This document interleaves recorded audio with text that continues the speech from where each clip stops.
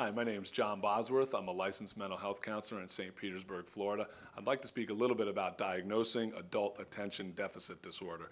Diagnosing adult attention deficit disorder usually comes about almost by mistake in some cases. A lot of people will take their kid or their child into the pediatrician and to a psychologist or a mental health counselor or a mental health professional, and they'll find out that their child has attention deficit disorder. By being educated about the disorder, sometimes they realize, hey, I had that, the same cluster of symptoms, or I've kind of been experiencing the same thing throughout my life and never really knew what it was.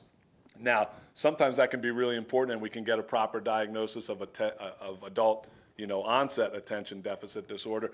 But sometimes we have to be really careful, and this is where diagnosis can become complicated, is we need to rule out some other things like anxiety or depression or situational factors such as, adjustment disorder, or maybe there's some certain stressors in somebody's life, and the stress associated with that mimics the ADD or the attention deficit hyperactivity. So it's best really in diagnosing adults with ADD to really go through not only a behavioral checklist of the symptoms with your medical or mental health provider, but also maybe taking some checklists and some tests such as the Bender Gestalt or the Connor rating form to actually get some more psychometric data for your diagnosis. But the key is to rule out some other mental health problems, like I mentioned before, anxiety, depression, adjustment disorders, things like that.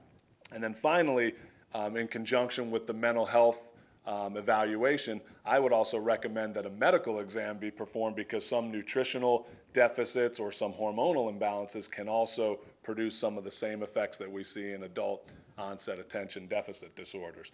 These are ways of diagnosing adult onset ADD or ADHD, and my name is John Bosworth, and I practice in St. Petersburg, Florida.